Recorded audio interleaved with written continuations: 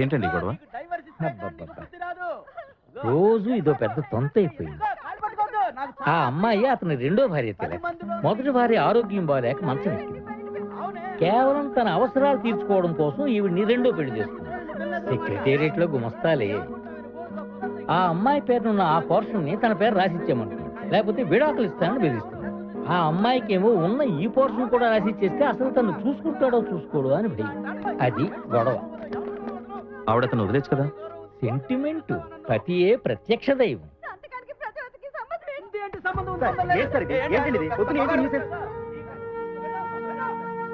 One second sir.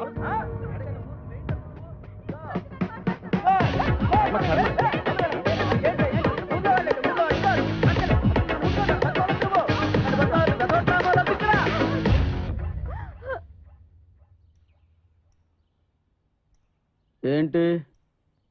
ఏమా, నీ ఆస్తి మన అలర్ట్ చేస్తున్నాడా? అవునండి. నువ్వెవరయ్యా? సైలెన్స్. చూడండి మిస్టర్, ఇది మా ప్రైవేట్ మ్యాటర్ అండి. మీరు కలెక్ట్ చేసుకోకుండా ఉంటేనే బాగుంటుంది. వెళ్ళండి. ఇది చూడు. కానీ మీరు చేసేది మాత్రం పబ్లిక్ న్యూసెన్స్. ఏమా, రోజు ఇలానే ఏడిపిస్తాడా? అవునండి, నో నో, రోజు ఏడిపిస్తున్నాడు. వెంకటలక్ష్మి, సైలెంట్ గా ఉండమన్నానా? మీ ఆస్తి కోసం మీ ఆయన మిమ్మల్ని టార్చర్ పెడుతున్నాడు, అంతే కదా? మాది రెండో పెళ్ళండి. ఆస్తి రాసివ్వకపోతే ఈ పెళ్లి చెల్లదంటున్నాడండి. కోర్టుకెళ్ళండి. రెండో పెళ్లి కోర్టుకెళ్ళినా చెల్లదు. మోసం చేసి రెండో పెళ్లి చేసుకున్నాడని కేసు పెట్టండి. వెంకటలక్ష్మి, నీకు చెప్పే కదా చేసుకున్నాను. అవునండి, ముందే చెప్పారు. ఇప్పుడు చెప్పలేదని చెప్పండి. అలా కూడా చెప్పొచ్చా అండి? ఆయన ఇలా చేస్తున్నప్పుడు మీరు అలా చెప్పడంలో తప్పులేదు.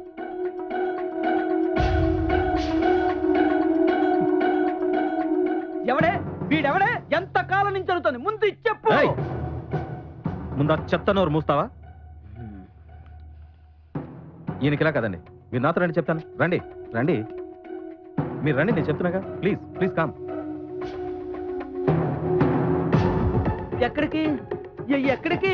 సంజయ్ గారి దగ్గరికి. సంజ? ఆవిడెవరు? Women's welfare organisation president.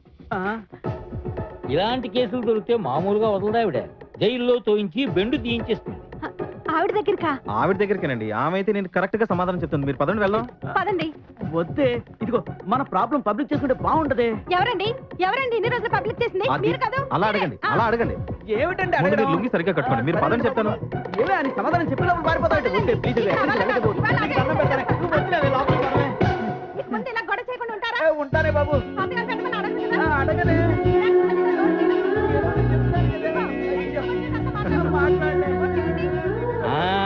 నీ ట్రేడ్ సీక్రెట్ నాకు ఇప్పుడు అర్థమైంది.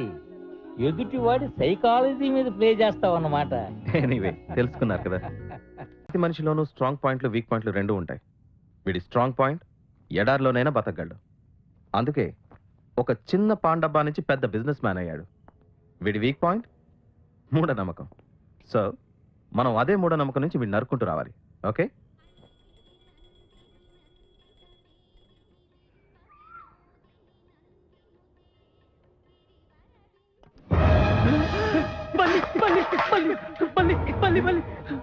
ఇదేమిటండి? పూజలో ఇలా అపచారం జరిగింది. ప్రసాదంలో బలి రాకూడదే. వస్తే వస్తే అపశకునం. ముందు ముందు మంచిది కాదు. హే భగవాన్, బల్లి శకనం పెట్టి వాడు మూఢనమ్మకాన్ని బాగానే కెలికావు. నెక్స్ట్ స్టెప్ ఏంటి తెలక్? ఏదైనా ఉంటే ఆఫీస్కి వచ్చి సాఫ్తో మాట్లాడండి. నీ ఇన్ఫ్లుయెన్స్ తో ట్యాక్స్ రైడ్ చేయించి ఆ సుందర్లాల్ గారికి దడపొట్టించావు. అవునరా, కరెక్ట్ గా ఈ టైంలో వాళ్ళ ఇంట్లో ప్రాబ్లం కూడా మొదలవాలి. ఎలా? మన ఇన్ఫర్మేషన్ ప్రకారం వాళ్ళ ఇంట్లో లేడీస్ పడదు కదా, అక్కడ కొంచెం నిప్పెడదాం. అదెలా? సింపుల్. పెద్ద ఆవిడకి తెలియకుండా రెండో ఆవిడ నగలు ఆర్డర్ చేసినట్లు పెద్ద ఆవిడకి ఫోన్ చేసి చెప్పేద్దాం. మిగిలింది వాళ్ళు చూసుకుంటారు.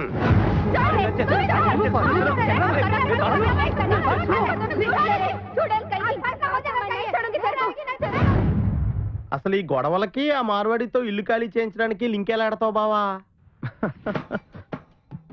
మూఢనమ్మకం స్ట్రాంగ్ అయినప్పుడు వివేకం వీక్ అవుతుంది. వాడిప్పుడు ఏం చెప్పినా వింటాడు.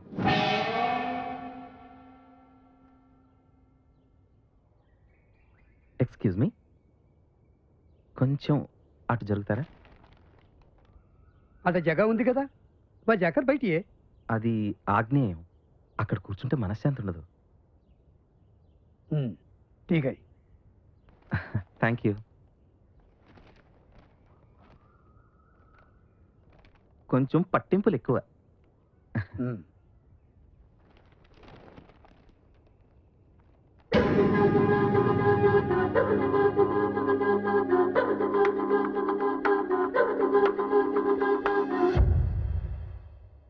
మా బాబాయ్ ఒకసారి నర్సపూర్ ఎక్స్ప్రెస్ ఎక్కడానికి నాంపల్లి స్టేషన్లో ప్లాట్ఫామ్ నెంబర్ 4 మీద ఉన్న ఆగ్నేయ మూల బెంచ్లో వెయిట్ చేస్తున్నారు.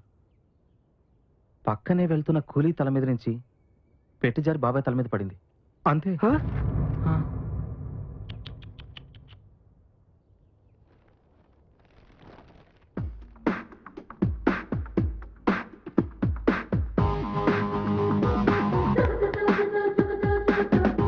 మా అన్నయ్య, మేరా భాయ్, ఆమ్కో బ్యాటరీస్లో 15,000 రూపాయల జీతం.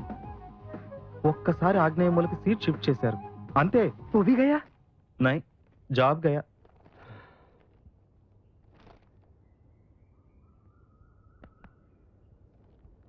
కొంతమంది మూఢనమ్మకాలు అంటారు కానీ మనం ఉన్న ప్లేసు మన మీద ప్రభావం చూపుతుంది. जी जी. అదే వాస్తు, ఇండియన్ సైన్స్. हाँ हाँ. By the by, I am Pidapathi Lakshminarayana, oh astrologer cum vastu pandit. Oh. మ్మ్.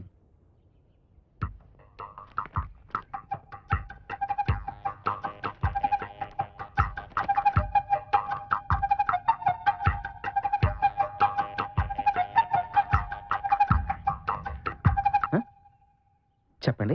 మనకు ప్రాబ్లమ్స్ వచ్చి మనసు సరి లేకపోతే వస్తు వలన ఆహా, ఒక్కోసారి జాతకంలో కూడా కావచ్చు. ఏది ఒకసారి మీ చేయి లేవండి. మీ వయసు ఎంత? 50. Date of birth 1954. మీకు 24 ఏళ్ళప్పుడే పెళ్ళి అయి ఉండాలి. ఆ,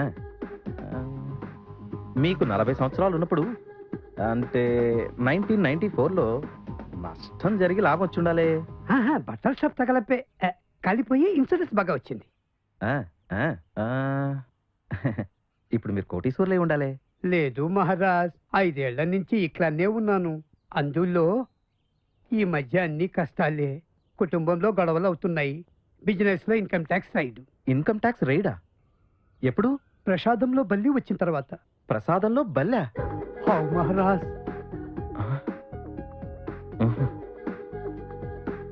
ప్రసాదంలో బల్లంటే శకునం. శకునం అంటే సూచన. బల్లెక్కడుంటుంది? ఇంట్లో. బల్లి, ఇల్లు, ఇల్లు, బల్లి. That's it. ఏమండి, దేవుడు మీకు మెసేజ్ పంపించాడండి. ఏమని? మీరుంటున్న ఇంట్లో దోషం ఉందని. కంగారు పడకండి, ఇల్లు అమ్మేయండి. అది సొంత ఇల్లు కాదండి. మరి ఇంకేంటండి, ఈ ఇల్లు ఖాళీ చేయక. చూడండి, మూఢనమ్మకం అని బల్లి శకునం అని తోసి పారేయకండి. ఆ ఇంట్లో ఉంటే ముందు ముందు అనర్థాలు తప్పవు. ఇప్పుడు చెప్పండి, ఇల్లు ఖాళీ చేస్తారా లేదా?